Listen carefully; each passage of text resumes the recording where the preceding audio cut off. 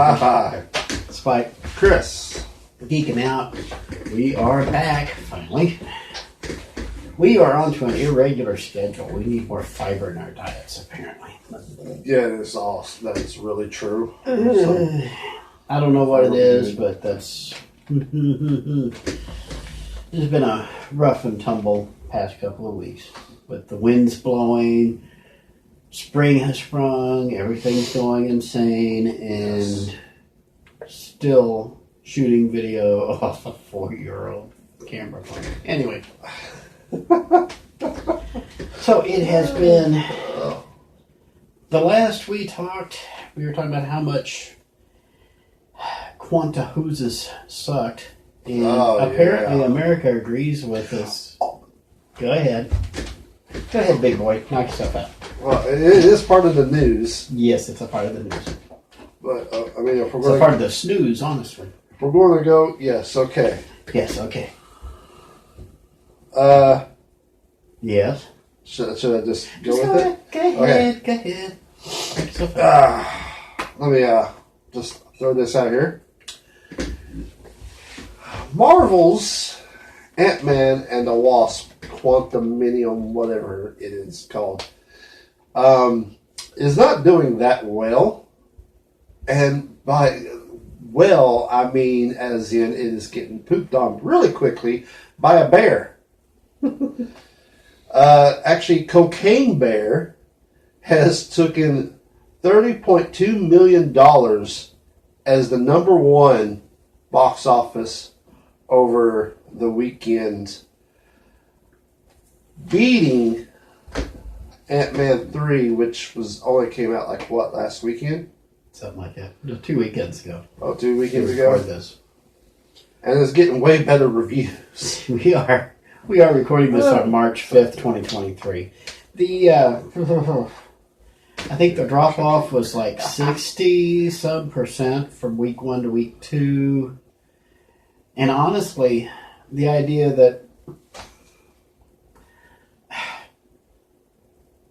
I didn't think Cocaine Bear would knock them off, but never bet against a Coke Bear. Just ask those guys on the Christmas commercials. Anyway. He finally gets the reference. Yeah. There's no cocaine in Coca-Cola, but there's plenty of Coke. So, I did get to see Jesus Revolution. So, before we get into the newsy stuff, let's do a quick discussion. Have you seen Jesus Revolution yet? No. Okay, this movie came out this past week. It was went up against Cocaine Bear. Been trailing him, but by and large, it's way outperformed its budget, especially compared to Ant-Man and Hooses and their Quanta Watsis and their like $2 kajillion budget. Cocaine Bear, I think, was made on a $15 million budget, and Jesus Revolution was made on like a $5 million budget, and they have both blown away. They're both profitable. We'll say that. Ant-Man will never be profitable. Ant-Man 3 will never be profitable. But wow. Jesus Revolution is... We're going to go into movie review mode, so just hang back for a minute. Oh, okay. I'm hanging. Jesus Revolution is the story of a church in California called Cavalry Church, way back in 1970, I believe. This is a church that was on its last legs. It had probably 24 older parishioners in it, and that was it. That was all they had. And Kelsey Grammer, yes, that Kelsey Grammer, plays the pastor of this church, and he basically continues, as he always has, preaching to his small flock. And as he's driving home one day, he passes take it back. His daughter passes a Jesus freak on the road, and she basically brings him home to meet Dad, because the daughter is not Christian in any way, shape, or form. And understand, this movie, not necessarily the most Christian movie in the world, but we'll get to that in a second. The daughter brings this guy named Lonnie home, who is played by the guy who plays Jesus on The Chosen, which would explain why everybody thinks he looks like Jesus. So he comes home, he meets Dad, and Kelsey Grammer's like, why is this hippie freak molting on my sofa like that? And they get to talking, and Lonnie gets through to Kelsey, and then pretty soon Kelsey invites Lonnie along to speak to his congregation, and Lonnie brings along a few of his hippie friends who are also Jesus freaks. Got to understand, this is happening like around 68, 69, that general area, 70. We've just had Woodstock, we've just had the hippie revolution, everybody's tuning in, dropping out, doing drugs and stuff. Tim Leary is the one that everybody's listening to. And Lonnie is basically trying to do a different message, talking about how Jesus can help with people who don't have anything in their lives people who are looking for meaning in their lives can turn to Jesus. Boy, am I proselytizing. Anyways, what eventually happens is Lonnie starts bringing more and more young people into the Calvary Church, which drives some of the more conservative older members away, but some of the other older ones who still kind of get Jesus' message are like, these are the ones we're supposed to be reaching out to. That's all I'm going to get into the plot on this, okay? Because there is a couple of criticisms of the movie, okay? First of all, this is a Christian movie without being a Christian movie. I mean, it is called Jesus Revolution, but it's supposed to be telling the story of how the Jesus Freak movement started back in California in 1968, right after Woodstock. And it does an okay job of it. It doesn't really get into what happened afterward. Let's just say things do not go well for Lonnie outside of the scope of this movie, okay, in real life. I'm not going to get into it too much here. But as far as a Christian movie, this is actually one of the better ones I've seen. Christian movies, unfortunately, have a reputation of lowered production values, lower writing values, lowered acting values. This one has legitimate actors. This one has a legitimate writer, a legitimate director. They make a concerted effort here to produce a good movie that, I'm not going to say it's a documentary. It's a documentary of the Jesus Freak movement, like Bohemian Rhapsody was a biopic of Queen. Okay? Hit all the high People magazine level stuff and then leave all the nitty gritty for the nitpickers who read biographies and stuff. So this is, by and large, a pretty good movie. Could it have been done better? Yeah, I think so. They do get heavy into their feel-good moments for about the first 60% of the movie, and then all of a sudden, Lonnie discovers faith healing, and we're just completely off the reservation after that. But it is a decent movie. It's worth checking out, even if you're not a Christian, because it does give you an idea what some of the Christian mindset is. And the big appeal about Christianity has always been its appeal to the outsiders, the people who don't feel like they belong, who are lost, who don't think they have a place in society. That's something that the Christian church has always supposedly tried to do. There is a difference between the church that Jesus Christ founded and the churches that men call churches. I'll leave it at that. But by and large, a decent movie, good time was had by myself and the beloved wife. And we went on Tuesday night at 7 p.m. to our local theater for a showing. And kid you not, probably had about the same turnout that the Saturday matinee for Ant-Man 3 had. But it was an older I'd say the average age was I was probably one of the younger ones there, but it was people in their 50s and 60s watching this. Churchgoers, but they seemed to really enjoy it. So, mission accomplished. As for me, myself, if you are a fan of The Chosen, yes, you'll want to see this movie just because Jonathan Roumie is in it. I think that's how you pronounce his name. He's the one who plays Jesus. If you're a Kelsey Grammer fan, you'll want to be there. If you are a Christian, I'm not going to say a Christian. If you're looking for more of a charismatic type, feel-good Christian movie, there you go.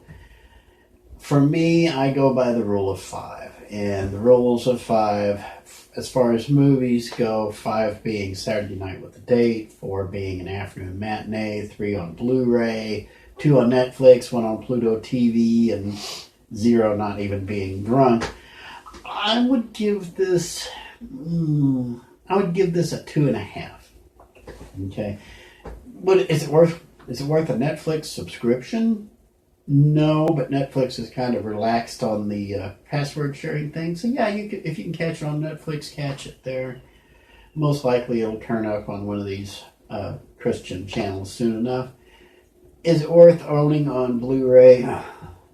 Again, if it's the kind of stuff you like, then this is the kind of stuff you will like.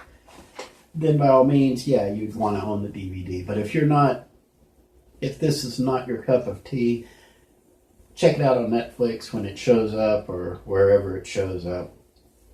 It's part of Lionsgate. It was released by Lionsgate, and I have no idea who has the right to Lionsgate. I'm pretty sure it's Netflix, but keep your eyes out for it. It is an interesting watch, and it does have some feel-good, laugh-out-loud moments to it. But by and large, 2.5 out of 5. That ain't bad for modern movies. So there's your Jesus Revolution review. 2.5 out of 5. Any thoughts, Chris? Is it preachy? Honestly, it is not preachy. Now remember, we're talking about hippies and Jesus freaks. Yeah. Okay. And old line traditionalist Christians. Okay. The old line traditionalist Christians will generally are just kind of turned off by appearances until they understand they're both preaching the same message, but they don't do it preachy. They sit there and say, we're all on this little bubble of mud together.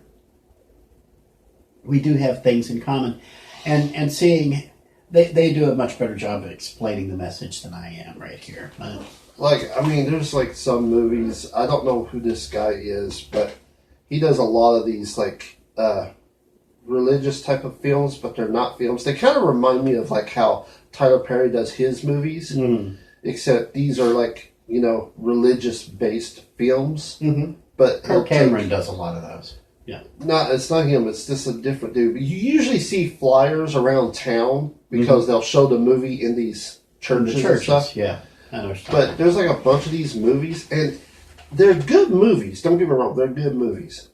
And it's good because it takes real life problems, and then, you get the lesson learned. Mm-hmm. But I always find it very off-putting in a way when somebody starts talking, like taking a page from the Bible and starts saying it, because it's like, people don't talk like that. So it's like, okay, so I'm now going from real life events in, outside of church to being put in church. If that makes any sense. Yeah, I understand what you're saying. You're saying there are a few biblical quotations in here, but it's used to actually support the argument they're making in plain English. Now, when I made the comparison to Bohemian Rhapsody, I was being sincere in that. Okay. Wow. A hardcore Queen fan is going to look at the movie Bohemian Rhapsody and be like, "What is this utter dreck?" Because they're going to see things. They're going to see things that weren't covered. They're going to see parts of the story that weren't told. They've glossed over a lot of things. Yeah, I get it. Okay, I wasn't going to talk about Lonnie Lonnie, the Jesus freak, who winds up being one of the inspirations behind the Jesus freak movement, winds up dying in the 80s of AIDS he caught from a homosexual relationship. Okay? That's why I didn't want to get... They don't discuss that in the movie. For the same reason they don't get into Freddie Mercury's ordeal in too much depth because it's beyond the scope of the movie. That's not who the target audience is. Just like Bohemian Rhapsody is targeted at people who are casually aware of Queen. Yeah. Jesus Revolution is aimed at people who are casually aware of the Christian church, who maybe they go on Sundays, but they haven't been baptized, they don't know. They couldn't quote chapter and verse outside of John 3:16 maybe. That's who the target is on this movie, and it does a decent job reaching out to them. Not quite as successfully as, for example, The Chosen. The Chosen, I actually have done the Saturday night with a date. So I've actually paid full price at a movie theater to see a season premiere of The Chosen. Okay. I kid you so not. I would give The Chosen a 5. This one I would give 2.5, 3 if you twist my arm. I kid you not. The Yeah. Chosen is one show that I am actually interested in wanting to watch because of, one, they got this funny advertisement commercial of like hell. Have you seen the commercials where it's a bunch of people in a hell and the devil's telling his people not to watch The Chosen? Mm-hmm. And the people are just like making comments and then like, I don't know, that actually sounds pretty funny. And, you know, it's stuff like that. And it's like, ooh, if The Chosen is actually making fun but advertising itself like this, I'm kind of interested to see what There's this show actually is. if you're on the fence about whether to watch The Chosen or not, let me give you a little nudge. Okay, I highly recommend The Chosen. I think it's one of the best treatments of. It's one of the best treatments of Jesus and his relationship with his disciples and his early church. Okay, Jesus has a sense of humor here, and it's not always laugh out loud funny. You can tell Jesus is trying to make jokes and they don't always land. But the people, remember, if you know anything about the Christian church, you know that his apostles, the way they're written in the Bible, these are the biggest bunch of dullards Jesus could have possibly picked because they're constantly questioning everything he says. They don't believe anything they see. They don't have enough faith. But these guys will absolutely tear Jesus apart if he flubs a punchline. Jesus, it does bring the jokes from time to time. There's a sense of humor, but there's also a lot of gravitas to it. So when I don't even remember exactly which episode of which season. There's been about 24, 25 episodes so far. There's one scene where it is really tense and things could literally just explode into violence. And then somebody says something stupid, and they're like, "You got a stupid thing," and everybody gets a good laugh, and it kind of releases the tension. This is an introduction to Jesus Christ for people who only have a casual acquaintance of Jesus Christ. They've heard of him, they don't know anything about him, or maybe they're a little curious, but they don't want to have to go to church and deal with any kind of judgment and stuff, because, boy, our church is really good at that. Yeah. So I'm in. You should give it a try. And honestly, it is extremely easy to find. The Chosen has a smartphone app. The Angel Studios has a smartphone app. You can find these on any smartphone, any smart TV. The smartest thing The Chosen did is they went the Netflix route. Because the reason why Netflix was so successful is you could watch it on anything down to and including a digital toaster. Okay, everybody had a Netflix app that was designed for them. The Chosen is going down that same path. Doesn't matter, you can watch it on game systems, you can watch it on Roku, or you can watch it on Amazon, you can watch it on their website, you can watch it on your smartphones, you can download a copy, and it's been translated into something like 100 different languages or something by now. Highly recommended. which again, I'm way off the reservation on the Jesus Revolution thing, although I wrapped that before. But I'm hesitant to say that The Chosen is the Bible for people who hate the Bible, but it's if you ever fell asleep in church, this is the show for you. See, that's there you go. See, I would fall asleep in church. He falls asleep in church because this one, the acting is great. The actors are like top tier, but they're all unknowns before this project. People are beginning to recognize them now. Yeah. And the very first episode, keep your eyes, season 1, episode 1. I'll give you a hint to get you started because you want to start at the beginning. You have to start at the beginning and work your way through. Season 1, episode 1. Keep your eye on Lilith. There's a character named Lilith in the first episode. Keep your eye on her because they will be telling about 3 or 4 different stories in parallel. Lilith is the one you need to see because she is going to be extremely significant going forward in the series. And you'll see why. Because this is actually a controversy within the church, and we're geeking on biblical stuff right now, so bear with us, okay? There has long been a controversy in the Christian churches about Mary Magdalene and her relationship with Jesus, okay? Hollywood loves to try to insinuate that Jesus and Mary Magdalene had some kind of carnal relationship. It was not like that. The first episode of The Chosen will show you the relationship that Mary Magdalene has with Jesus Christ and why. Because now The Chosen is not, The Chosen hits all the Bible events and stuff, but they also take some liberties in dialogue in order to make them more human and more relatable. In other words, it take a factual source and make a fictionalized version of it.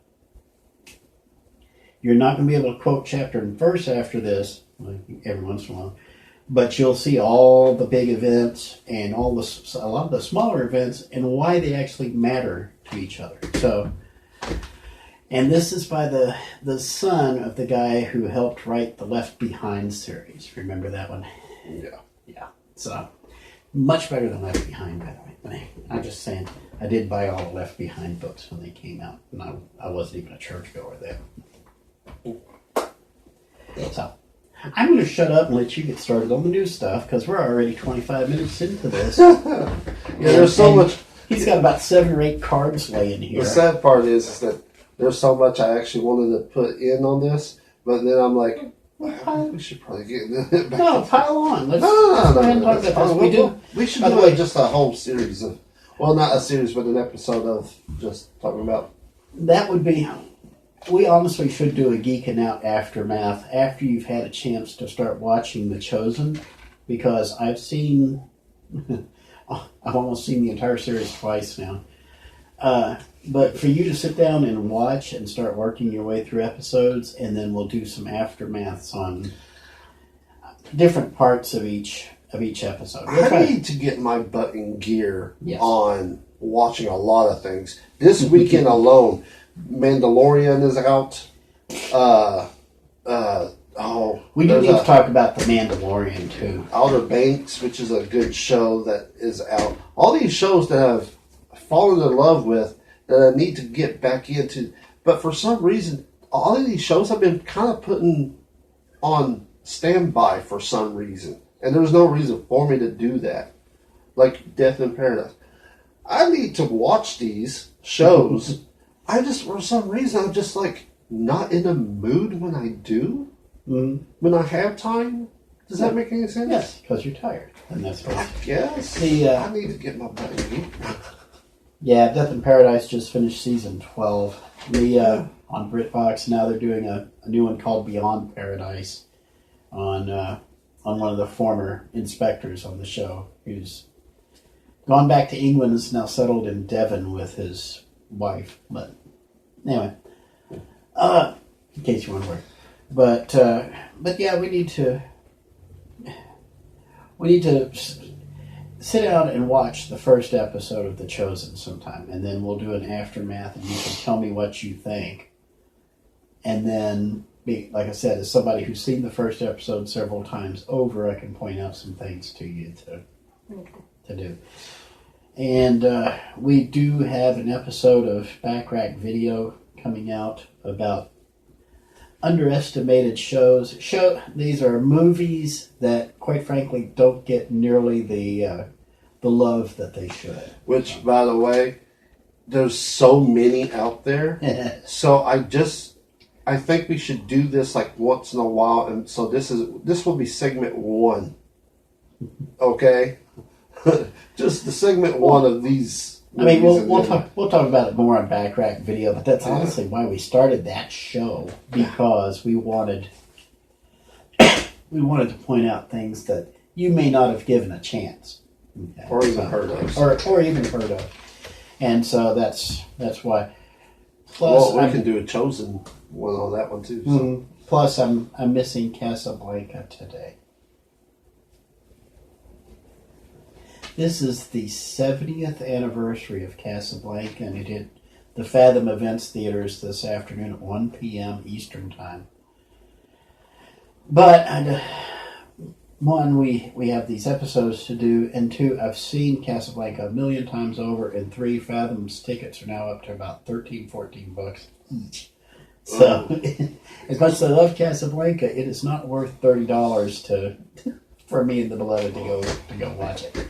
Especially since we have it on DVD. So, yeah. Okay. All right. News stuff. Yes. First off, and there's not much news, honestly. There's not much news.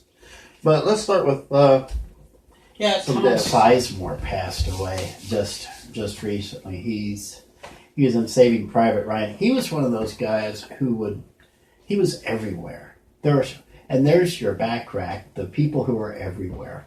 There are certain actors who just turn up in different places, and it's like, where'd they come from? Like, or it's like, hey, that's that one guy from that one thing. Yeah, Cesar Romero was good at that. He would just turn up somewhere, and you're like, where'd he come from? I know him from somewhere. So, yeah. But Tom Sizemore, he's 61. I swear I thought he was older than that. But I swore he died a long time ago. I kid you not. He's one of those you just don't hear from, and you just assume he passed, or you would have heard more of him. But I kid you not. There was a time where I heard that he passed away because they were talking about his role in Black Hawk Down and a few other films. And here lately, I've been seeing, the best of Tom Sizemore and stuff like that on the news stuff that when I was doing research.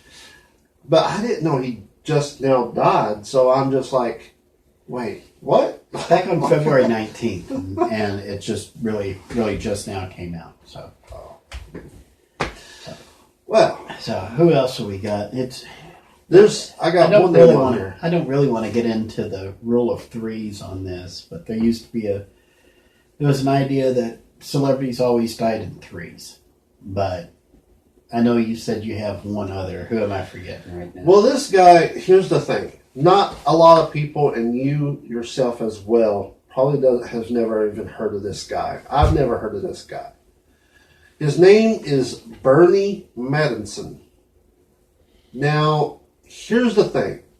You may have never heard of this guy, but the reason why I'm bringing this guy up is because he is the longest running animator at Disney New actor. ever. Okay. This man, he passed away at 87 years old. He has been working as an animator at Disney for 70 years. He wasn't one of Disney's old men. There was a set of animators at Disney known as the old men that did. They started essentially before they did Snow White, and then helped Disney with the Snow White production, and basically they just became the most tenured animators at Disney Animation. And the old men would just sit there and just classic after classic after classic after classic. and they were just so good at it that everybody's like. Yeah. So he wasn't one of them, but he was one of the guys that they influenced directly. So yeah, I knew I heard the name, but I couldn't. Everybody saw me. Everybody who's looked at the video anyway saw me sitting here trying to scratch my head, trying to remember. I know that name, but yeah, this is somebody that I had to point out because, again, he died at 87, but he's been working as an animator for 70 years. Mm-hmm. So at a young age, he started doing this. Mm-hmm. His career has. This is the list of all the films that he's worked on, okay? Go ahead. Lady and the Tramp, Mm-hmm. Aladdin, Yep. Beauty and the Beast, Mm-hmm. Mulan, Mm-hmm. Lion King, Yep. Pocahontas, Hunchback of Notre Dame, Tarzan, Tinkerbell, which I forgot about there was a Tinkerbell movie. Yeah. Big Hero 6, Ralph Breaks the Internet, Hmm. and the last movie he worked on was the 2022 movie Strange World. Which also makes him one of the very few classic animators who are able to make the jump to CGI. Yes. So he is not going to be well known outside of the field of animation. But for the more passionate fans of animation, he is one of the heroes. Yes. So So, sorry to see it go, but so what else we got before we? all right. All right. So if for all of you movie geeks out there, Yeah. there is a Superman 5-film 4K collection set on That its you way. slobbered all over. Oh, last I time. am going to slobber. I want to. Is this get my the hands silver on box? this. Yes. Oh, It boy. hits shelves April 18th. Hmm. The movie we're talking about, the old Christopher Reeve. What is this? Superman 45th movie. anniversary of Superman. It is, yes, I believe so. Yeah, I like. You will believe I a man my can hands fly. on this. The original Superman. Just a quick little reference here. I said you will believe a man can fly. Before Superman, superheroes had zero gravitas and zero credibility. When they used the tagline, "You will believe a man can fly," it's because until then, you could see the strings when they were flying around the screen. Or he was lying on his belly, and you could tell they were green screening and stuff, like they did in the old 50s Superman thing. Warner actually gave Superman, the first Superman, a special effects budget in order to stand up to Star Wars and Jaws and all the other guys that were popping then. And it floored the audience. It is, without the first Superman movie from 1978 with Christopher Reeve,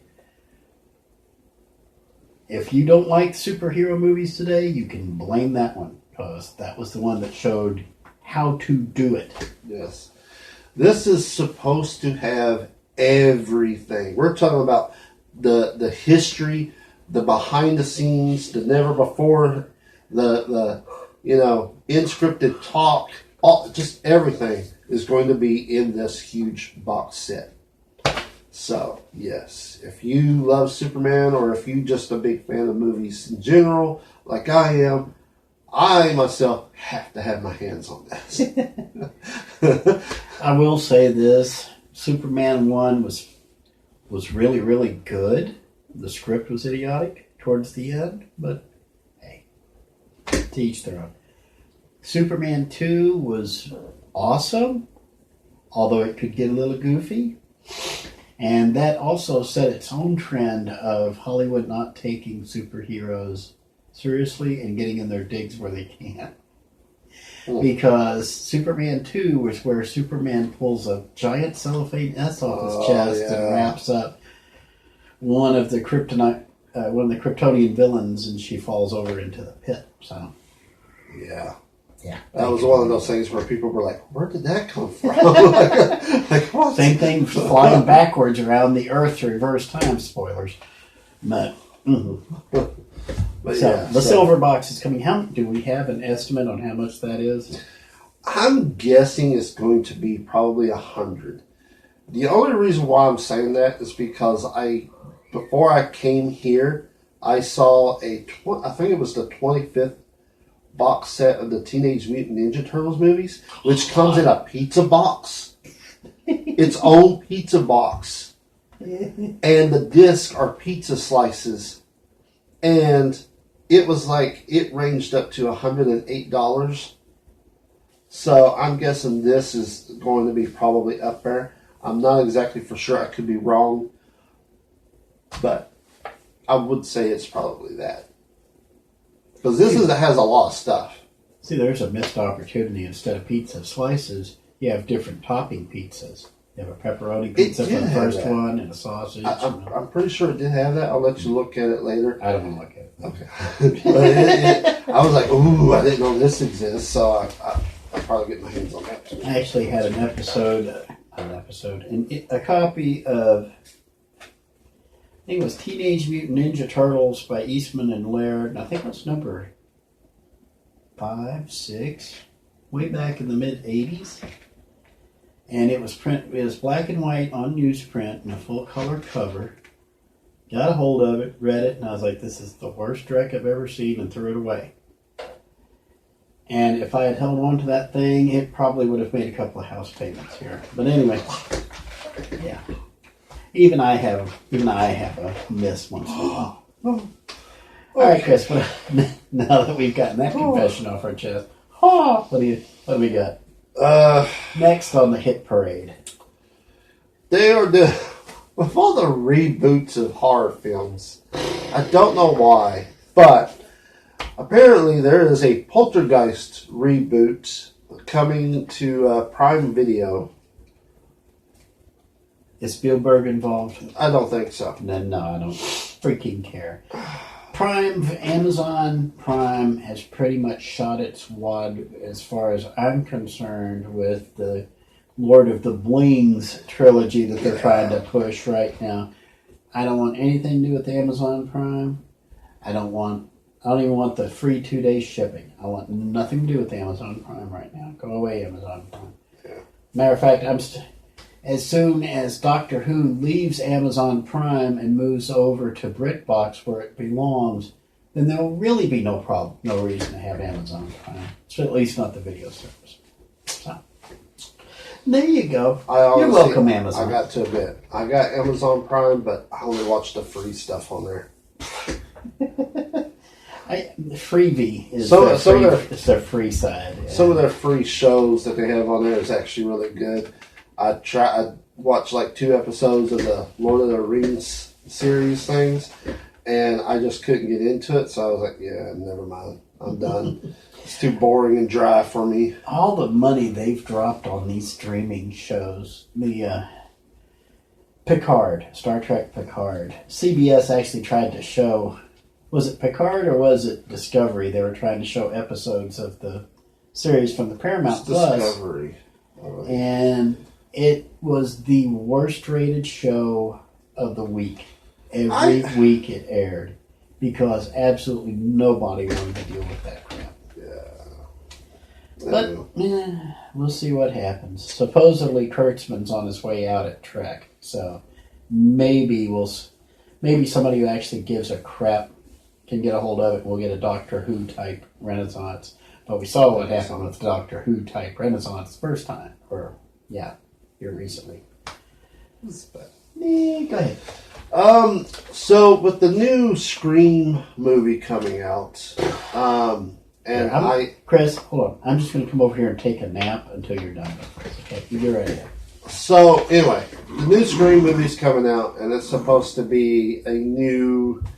It's supposed to be more riskier because he uses guns now, pretty much. But anyway.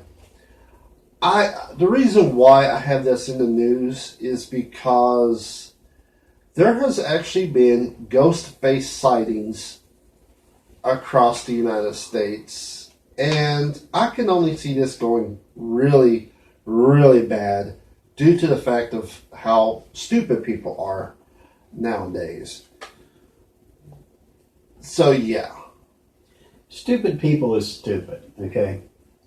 They don't need... Ghostface just gives them an extra Halloween costume they can put on to pull the stunts. But here's the thing, though. Here's the thing. I honestly do think that there is going to be some killings. You may have not heard about it yet, but I'm pretty sure that's what's going to happen. The movie itself sets it up. It is a movie about a real-life murder. Well, not a real-life murder, but in the movie, it's a murder that happened that they make a movie of, and then that movie spawns a bunch of sequels, and then somebody else copies that movie, and then, it goes on and on. So guess what's going to happen? Okay. Quick question, not to Chris, but to you all y'all at home, this is interactive stuff, okay? Ready? Riddle me this. Is Chris talking about Scream or the Texas Chainsaw Massacre?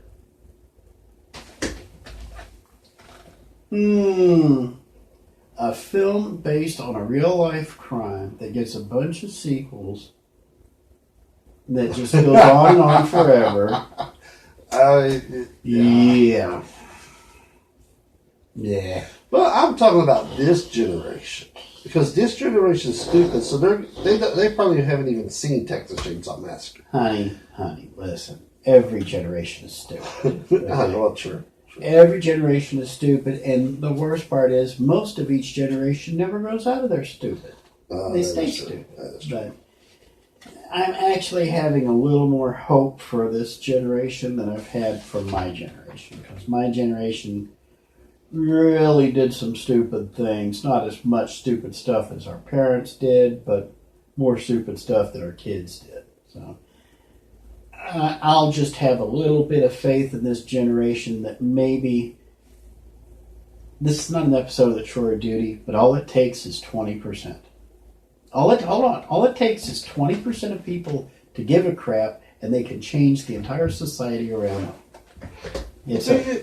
But this generation has freaking cancel cultures and which is getting canceled, and whining about everything. Just like Gen X did, just like the hippies did, just like their parents did, just like the greatest generation complained about rationing in the war. Wah, wah, wah, wah, wah, wah, wah, wah. There's nothing exceptional about this. There's nothing surprising about this, to be honest. I don't think this is going to inspire anything, because to inspire it, people would have to be inspired to watch the thing. And quite frankly, if you people are inspired to watch Scream 6 at this point, you deserve exactly what you get. Also remember, we have a record number of guns, not on the streets, but in the households of America.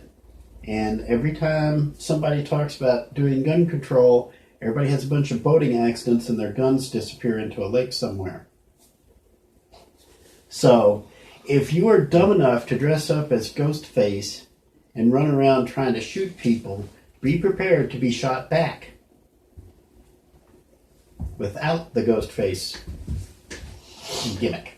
So, yes, by all means, bring it. Bring it on. Bring it and get... Last one. Last news. He's waggling a little card. Last news. We got some casting. We got some casting news. All right. So in case you guys, is this an arm cast or a leg cast? No. This might be an all. This might be a full body cast. Yeah. A dumbass cast. All right. So again, we're back on the Teenage Mutant Ninja Turtles. Okay. I love Teenage Mutant Ninja Turtles. I've always been in love with the Teenage Mutant Ninja Turtles. Okay. I like Seth Rogen. I think he is quite funny, but also sometimes. He's doing his own Teenage Mutant Ninja Turtles movie, which is an animated movie that is coming out later on this year. The movie is called Teenage Mutant Ninja Turtles Mutant Mayhem. The cast has been released. Are you ready? No, go ahead. Alright. The cast of the Teenage Mutant Ninja Turtles will be Boy, I'm yawning already. Believe it or not, Hannibal Buress. Hannibal Buress, yeah. Buress? Uh-huh. Okay. We'll be playing... It doesn't matter. We'll be playing Genghis Frog. I still remember the reference. Go ahead. Okay. Rosebane, who is actually, I do like her. She doesn't do much movies, but she should. She's really good. She'll be playing Leatherhead. John Cena will be playing Rocksteady. Ice Cube will be playing Superfly. Uh-huh. And now this one I actually do like. Jackie Chan is going to be doing Splinter. Give it up for Jackie Chan.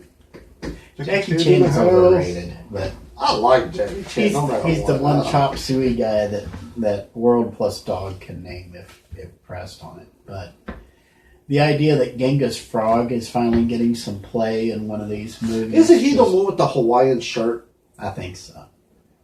And John Cena playing Rocksteady, yeah, that would be that's a stretch. Wink, wink. I was going to say, if you're going to do an animated movie, do it in black and white and base it on Laird's pencils.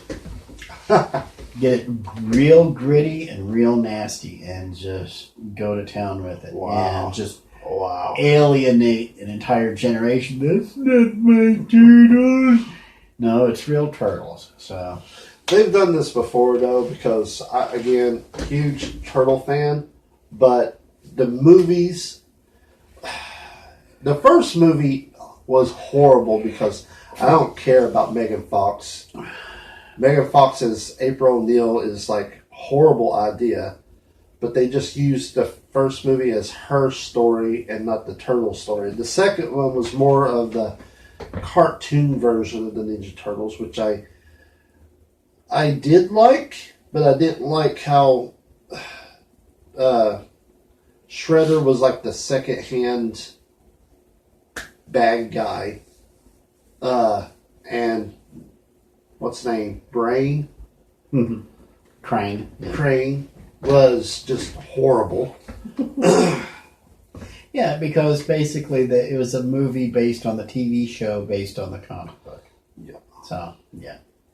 That explains a lot. I'm more like the 90s Ninja Turtle movies myself. I like them. Even the third one. I love the third one. Bite me. You go right ahead, buddy. Bite me. You go right ahead. I said it. You go right ahead. You knock yourself out. Sorry. It's a guilty pleasure. There has never been a good third movie in any franchise. So, challenge me on that one. Now, so we're going to wrap this episode up. We've got an episode of... Like, there's anybody paying attention to this. Anyway, so we do have an episode of Backburners video with movies that you may have overlooked coming out. In the meantime, if you like the video, Comment, subscribe. comment the video, subscribe to the videos, share the videos. Please get the word out there. If you really like the show, then by all means tell all your friends and twist their arms into watching this. And better yet, just hack their smart televisions and stuff to play nothing but who, what, where on a list from beginning to end. And they will love you forever, guaranteed. So, any final words, Chris? Peace, love, happiness, and soul. So until next time, Spike, Chris, Geekin Out. Ah! Ta!